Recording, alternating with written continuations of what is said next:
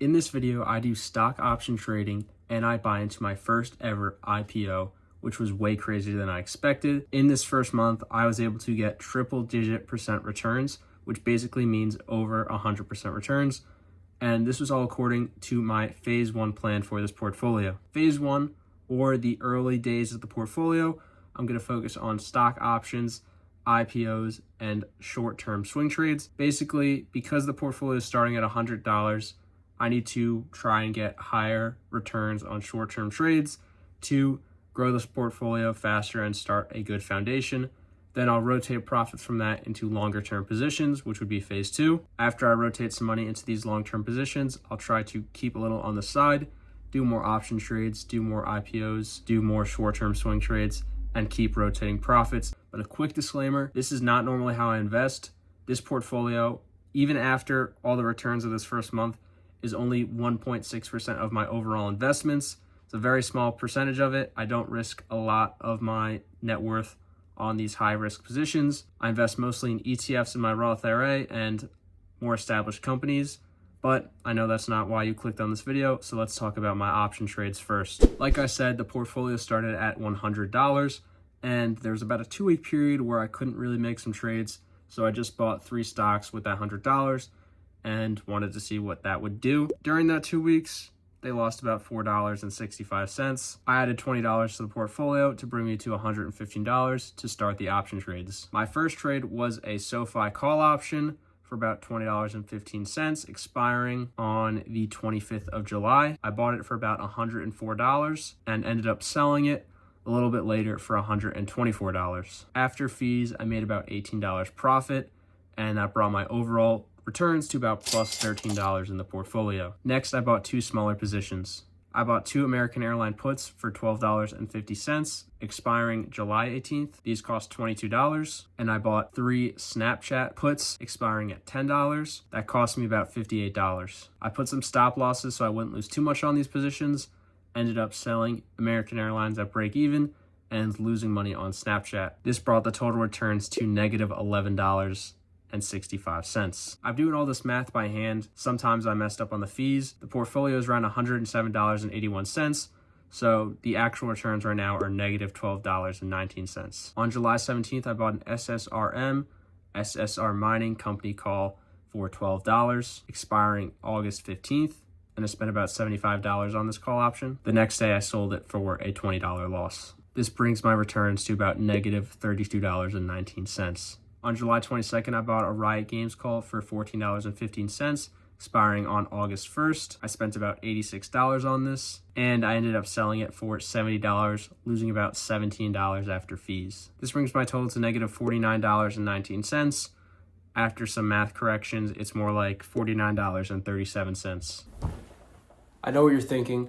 I just said the portfolio over doubled, but you've seen nothing but losses. And the problem is when you have a small account like $100, a couple losses in a row can evaporate your portfolio. So you really need a couple $100 to even have a chance. Luckily, I was presented an opportunity to get there. This is when I bought into my first ever IPO. That is an initial public offering.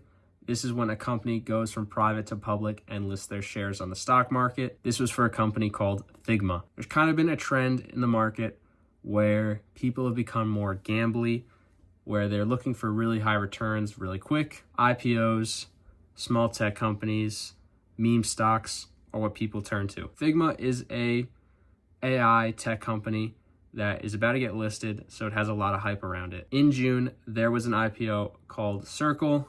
This was another stock that IPO'd at around $31 a share. After it opened on the market, it immediately skyrocketed to over $80, and a couple days later it was over $100, and then a little bit after that it got up to $240 a share off of a $31 IPO. A lot of people missed out on this, so they were looking for the next big tech IPO, and that happened to be Figma. This was a company Adobe tried to buy for about $20 billion, so that gave me a range of fair value in my opinion. They initially tried to IPO around $18 million valuation, but because of the demand, it increased a little bit, and their IPO shares were coming out for about $33. On Robinhood, you can apply for shares of an IPO. It's kind of a lottery system. You have to get lucky. I applied for 3 shares at $33 a piece, totaling $99. I should add right before this, I added $50 to the account, bringing me from $70 to $120, which was giving me the room to buy 3 shares of this IPO. But there was a problem. Robinhood was not ready for this demand. Figma was not ready for this demand.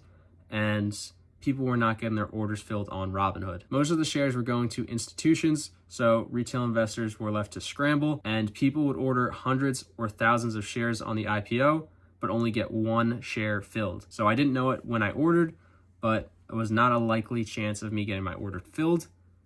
Fortunately, I was able to go 3 for 3. I got all the shares I wanted, and this put me in a great position for when the stock launched. The stock immediately blew up to $95, $96 seconds after it went public, and I was immediately up a ton. A lot of people who did not get their orders filled placed limit buys or just buying the stock straight up, and this pumped the price up to about $112 a share. I was able to place a stop loss, so I sold 3 shares for $102 each after only paying $33 for them. This IPO made me $207 immediately, which was huge for the portfolio and brought my profit to over $150. I'm very happy with my 200% profit, so I'm not going to touch Figma anymore. I would proceed with caution if you were involved in Figma still.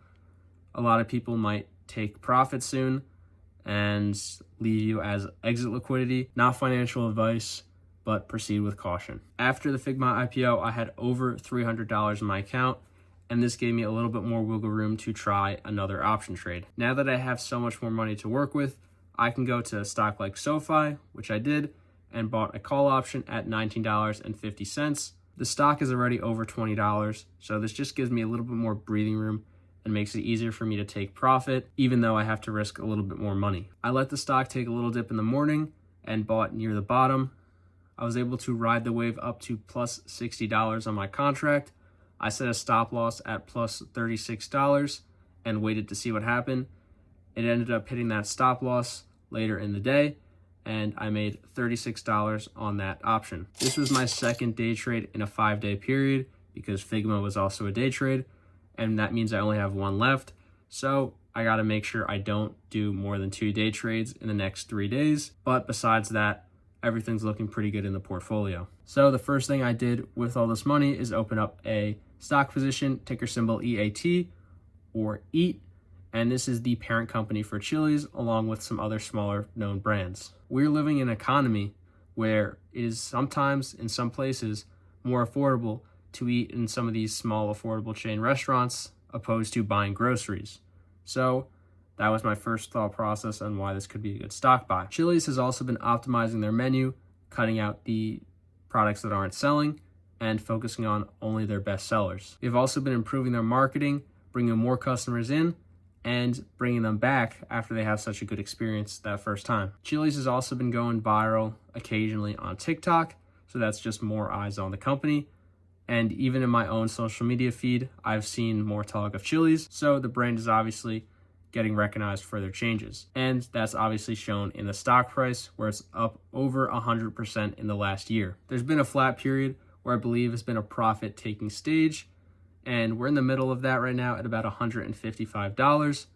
I bought my share at about $153, and I'm hoping to ride this up to $180 to $200, and I'll consider taking profits there. Phase 1 has so far been a success. The actual returns in my portfolio were $195.76 for this video. This came out to about 115%. And was a little bit over a month. My starting capital was technically $170 because I added $70 throughout the video. So pretty much doubled my portfolio, and I have $365 in it right now. I'm going to continue doing these kind of high growth trades and see what happens. You can find my next video posted in this playlist if it's out. And if not, check out this $100 option trading challenge I did in the past, where I also had a lot of success. Thank you so much for watching. Peace.